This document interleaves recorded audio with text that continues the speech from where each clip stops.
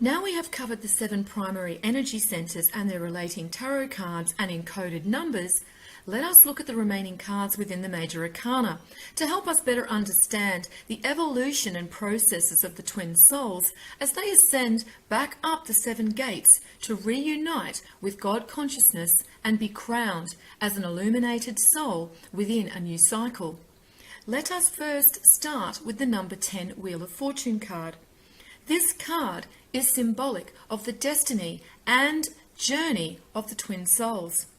Not only do we see the infinite cycle symbolized by the number 10 when divided by the Trinity, but also the covenant and destiny of each twin soul is represented in the 2 5s within the number 10. There is a wheel with 8 spokes symbolic of the immortal soul, with each spoke relating to a different point in the cycle and journey of the soul. On the top of the wheel, we see the Sphinx is representing God's presence within the soul and the will of God upon the destiny of the twin souls. The sword the Sphinx holds is symbolic for the word or law of God, and we see this in these verses.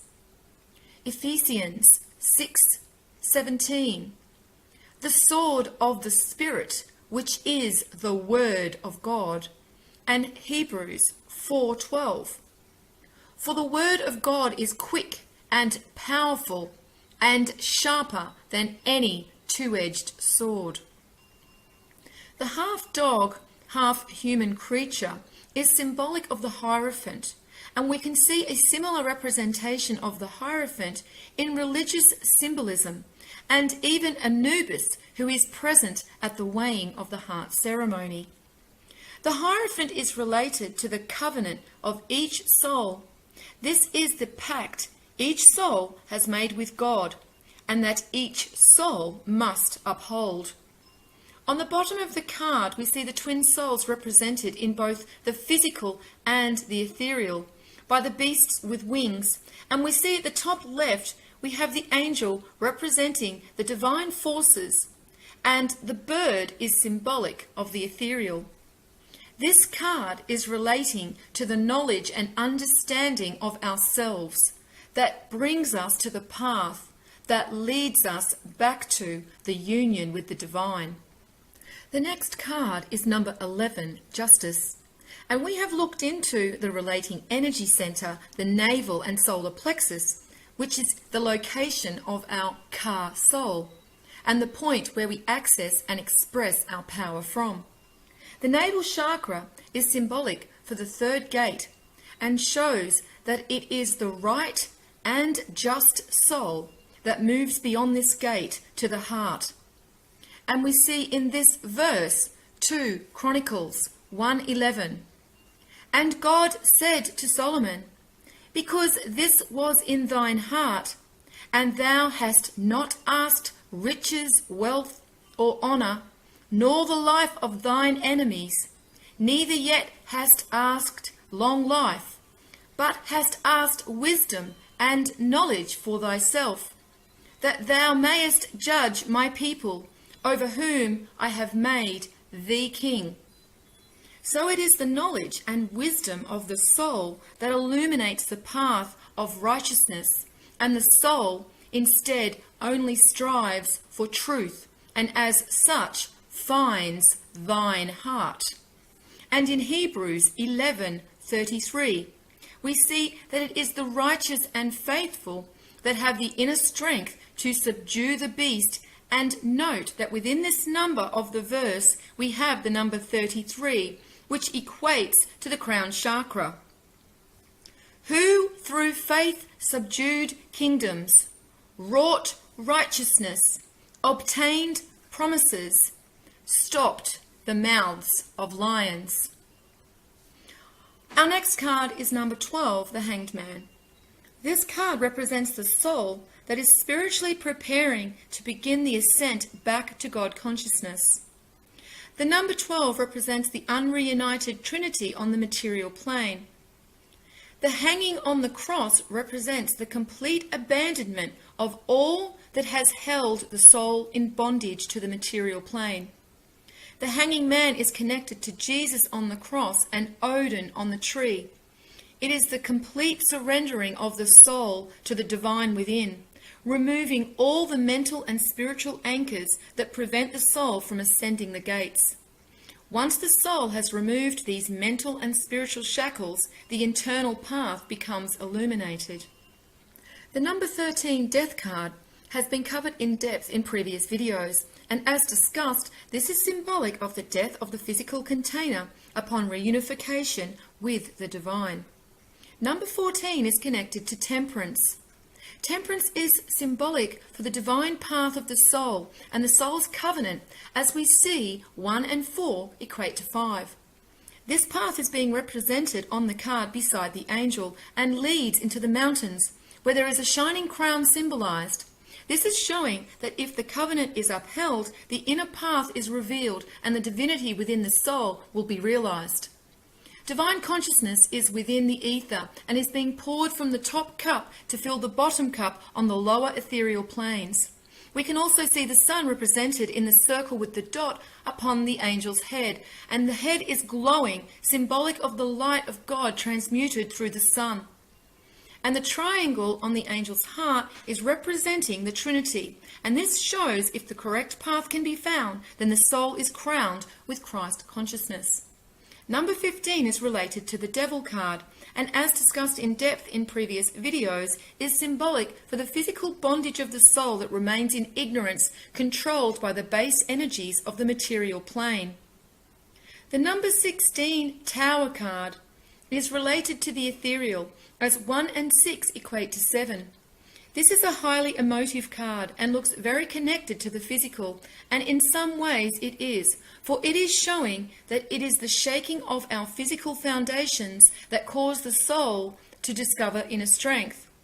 Again, we see this also relayed with Daniel and the lions, where in the darkest hours of despair, Daniel learns the truth of himself and therefore discovers his immortality. The male and female twin souls are shown falling from the tower. On the male side, there are 12 golden leaves, and on the female side, she has 10.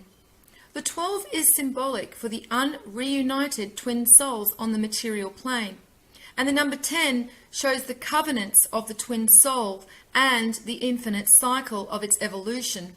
This card is symbolic for the destined events that the soul cannot avoid, shown by the lightning bolt from above.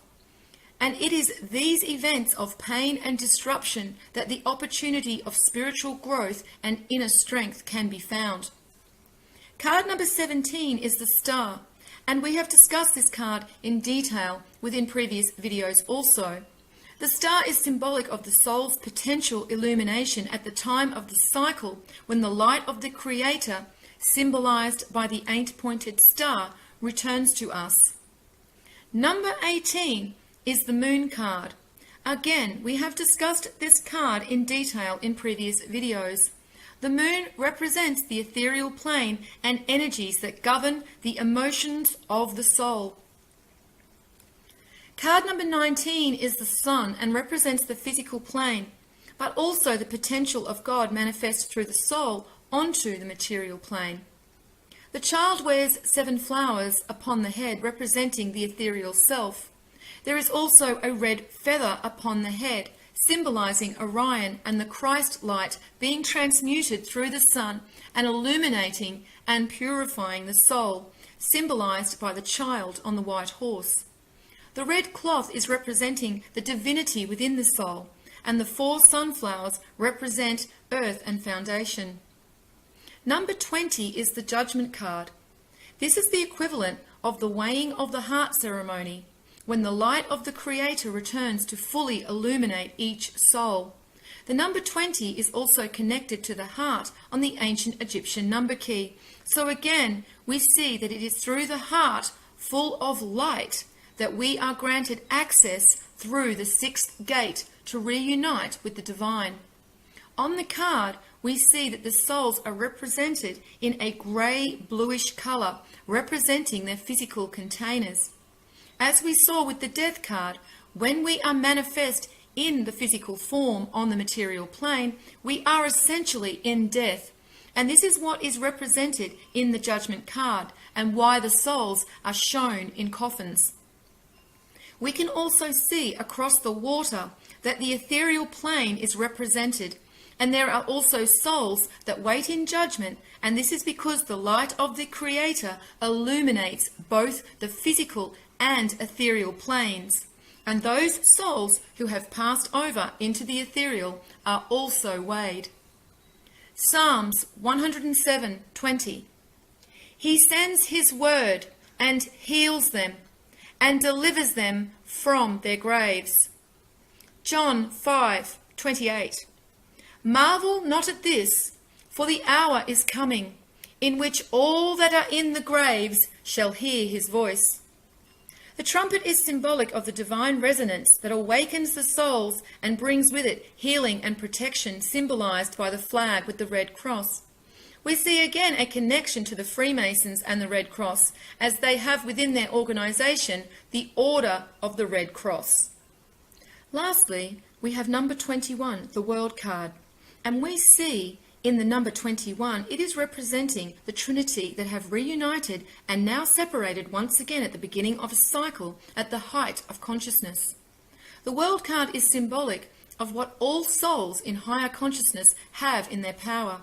The female is represented in the middle with the two scrolls, representing the Word of God and the complete divine knowledge they now have access to. She is also symbolic of the female creation forces that birth the souls onto the material plane. Around her is a wreath representing the full cycle being completed, and the soul has now been rewarded with knowledge and the full understanding of their divinity. On the top and bottom of the wreath, we see that the infinity symbol is being represented. Therefore, we have a connection to the number 88 and the male and female twin souls depicted here also. Around the outside of the wreath, we see a man and 3 animals. The man represents the male twin soul birthed through into the new cycle with the female creational forces. The eagle is symbolic of the ethereal energies and the ether, while the lion is symbolic of inner strength and courage. The bull is referring to inner wisdom. Both animals are also representing the physical attributes of the soul. So now, thanks to the ancient Egyptian number key and the other keys hidden as symbols within the tarot cards, we have revealed the story of ourselves, the story that has been stolen and coveted by religious institutions and secret organizations. However, we have only just scratched the surface of this truth of who we are. And that truth is, we are much more than just our physical containers, but are powerful beyond our imaginings, each soul with part of the divine within us. And it is this divine spark within us that is illuminated when the light of Orion and Christ consciousness returns at the end of the cycle. And it is then that our hearts are weighed and the worthiness of the soul is measured. Each of us has traversed this journey over the eons to get to the moment in time we now stand. In the next video, I will reveal the ancient Egyptian number key that has allowed us to unlock this knowledge about who we really are. Mark 4:22. For there is nothing hid which shall not be manifested, neither was anything kept secret, but that it should come abroad.